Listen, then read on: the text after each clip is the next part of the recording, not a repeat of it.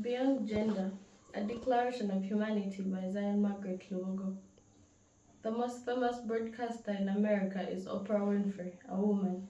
She announced her retirement and they held a festival honoring her in a football stadium, but the surprise was to discover that she had sponsored 65,000 poor people for a quarter of a century without anyone knowing.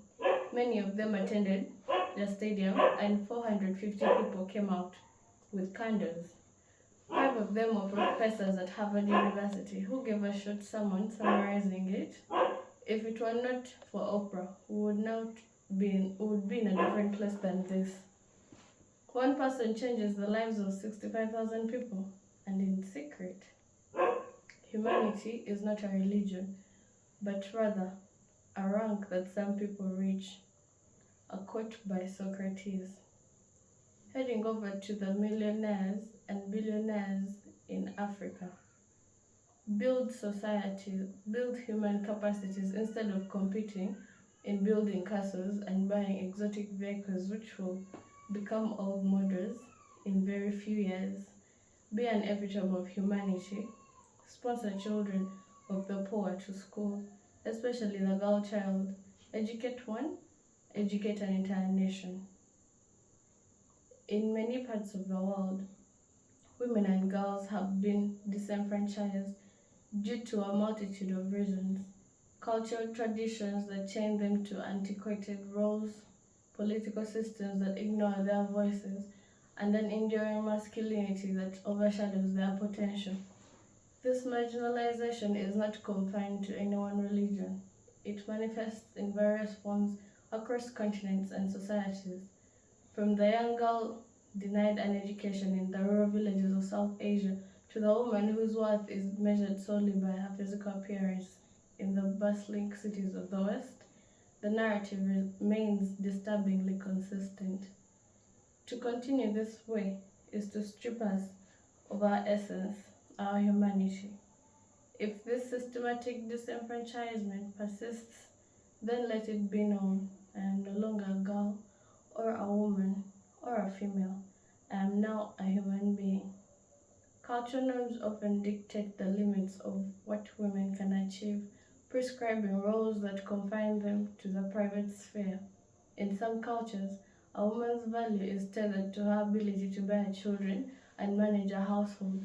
Yet, as Simone de Beauvoir eloquently stated, one is not born, but rather becomes a woman. This becoming this becoming is often met in societal expectations that stifle potential and restrict freedom. But if to be a woman is to be caged by tradition, then I renounce the label.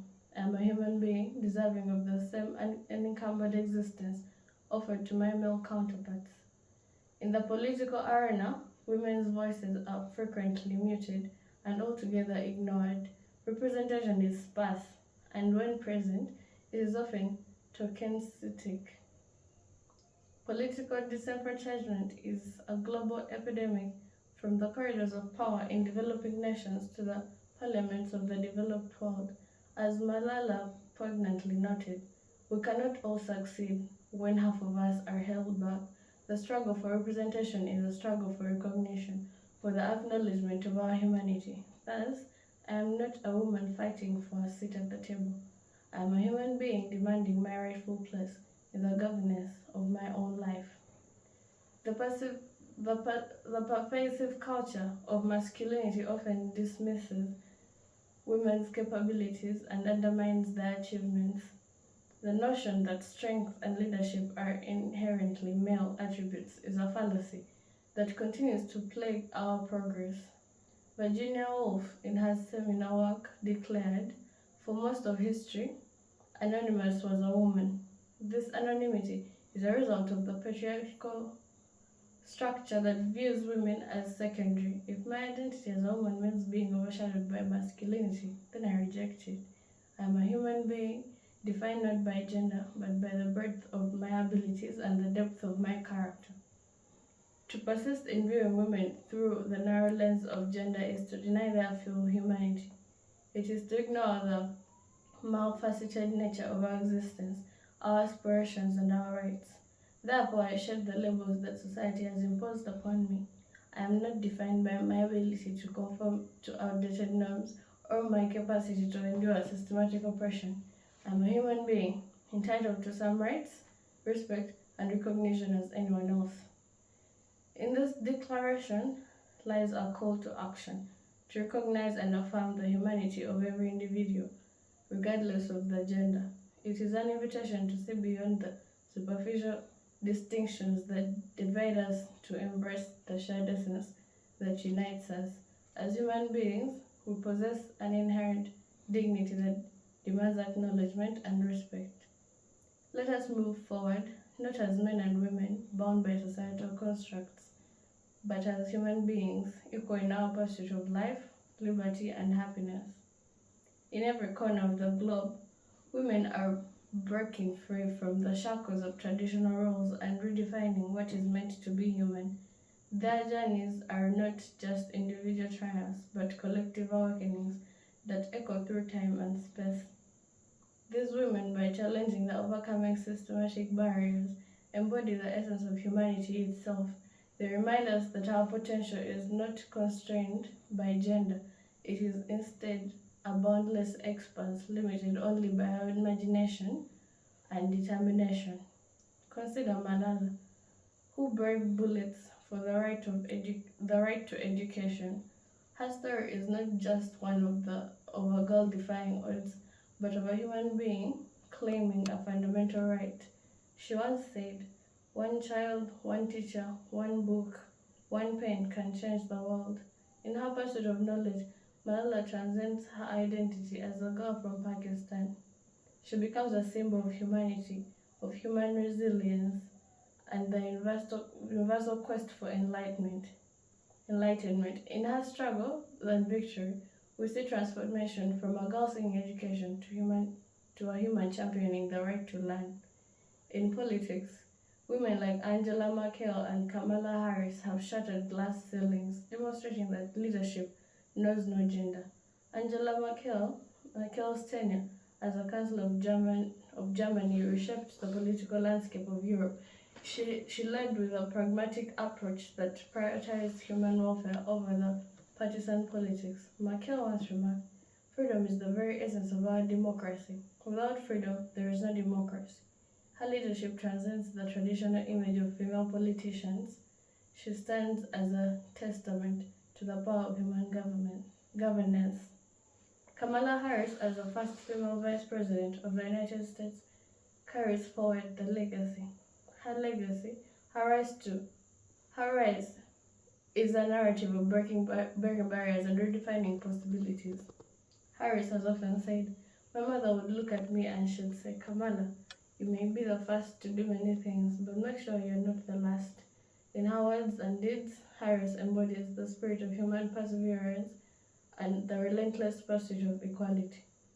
In the realms of science and technology, figures like Marie Curie and Ada Lovelace have long defined gender norms.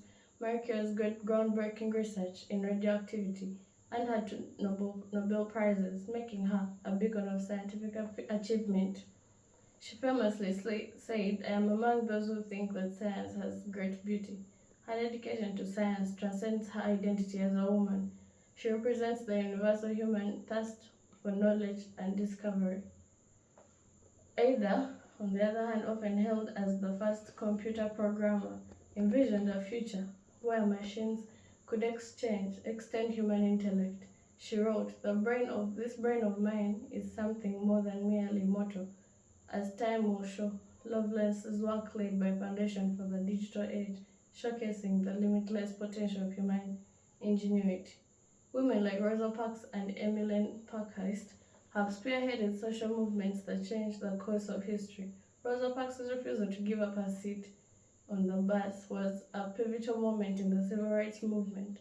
She later reflected, "I would like to be remembered as a person who wanted to be free, so other people would also be free." Parks' acts of defiance transcends the notion of gender. It is a human cry for dignity and justice. Emmeline Pankhurst, a leader of the British suffragette movement, fought tirelessly for women's rights to vote. She declared, "We are here not because we are lawbreakers, we are here in our efforts to become lawmakers." Parker's activism transcends her identity as a woman. She embodies the human struggle for equality and representation. These examples illustrate that when women break free from the confines of gender, they do not merely elevate their own status, they uplift humanity as a whole. Their stories are not just about female empowerment, but about the universal human quest for freedom, equality, and progress. As we reflect on these profound journeys, let us embrace a new identity. Let us see ourselves not as men or women bound by societal constructs, but as human beings, each with the potential to change the world. In the words of Eleanor Roosevelt, "The future belongs to those who believe in the beauty of their dreams." Let us dream, then, not in fragments of gender, but in the wholeness of our shared humanity. If a girl child will not continue to be denied the right to education, kept from the hallowed halls of knowledge, then I am no longer a girl, I am now a human being. If a girl child will continue to be silenced in political discourse, her voice drowned in the roar of masculine authority, then I am no longer a girl child, I am now a human being. If a girl child will continue to be bound by cultural chains, her destiny dedicated by archaic traditions, then I am no longer a girl, I am now a human being. If a girl child will continue to be judged by her appearance, her worth reduced to mere physical beauty, then I am no longer a girl child, I am now a human being. If a girl child will continue to be denied equal opportunities in the workplace, her ambitions thwarted by gender biases, then I am no longer a girl child, I am now a human being. If a girl child will continue to be a victim of violence, her body a battleground for power and control, then I am no longer a girl child, I am now a human being. If a girl child will continue to be seen as a burden, her existence weighed against economic measures, then I am no longer a girl child, I am now a human being. If a girl child will continue to be excluded from sports, her talents overlooked in favor of her male peers, then I am no longer a girl child, I am now a human being. If a girl child will continue to be denied the freedom to choose her path, her dreams constrained by societal expectations, then I am no longer a girl child, I am now a human being. If a girl child will continue to be marginalized in the media, her stories untold, and her achievements unsung, then I am no longer a girl child, I am now a human being. If a girl child will continue to be denied health care, her well-being sacrificed to systematic negligence and neglect, then I am no longer a girl child, I am now a human being. If a girl child will continue to be oppressed by religious dogma, her spirituality confined by patriarchal interpretations, then I am no longer a girl child, I am now a human being. If a girl child will continue to be overlooked in scientific endeavors, her contributions minimized by historical bias, then I am no longer a girl child, I am a human being. If a girl child will continue to be patronized in her creative expressions, her art diminished by gendered perceptions, then I am no longer a girl child, I am now a human being. If a girl child will continue to be segregated in every aspect of life, her potential stifled by invisible walls, then I am no longer a girl child, I am a human being. In this declaration lies our truth, an unyielding proclamation of our essence. We are not bound by the labels of gender. We are the embodiment of the human potential, the harbingers of a future where every being, regardless of gender, stands equal and unrestrained. We are human beings, and in our unity we will rise. My grandmother, Margaret Mugenyi Ngoha, though I never saw her, lives vividly in the stories told by my father and other close relatives. She was more than just a woman as the world understood it then. She was a true demonstration of human excellence, transcending the limitations imposed by her time. In her memory, and in honor of the other women who have excelled in life, I offer this thought-provoking and resounding beacon to all girls, women, and females. Strive above the stigma of derogative words, actions, and omissions that have long enslaved the girl child. Let this be a deep philosophical and inspirational call to embrace your true humanity. If a girl child will continue to be told she is weak when history sings of the strength of women like Harriet Tubman, who led the enslaved to freedom, then I am no longer a girl child, I am now a human being. If a girl child will continue to be denied the right to dream, when we remember Margaret Mugenyi Ngoha, who defined the limitations of her era, then I am no longer a girl child, I am now a human being. If a girl child will continue to be silenced when Malala raised her voice for education despite the threats of violence, then I am no longer a girl child, I am now a human being. If a girl child will continue to be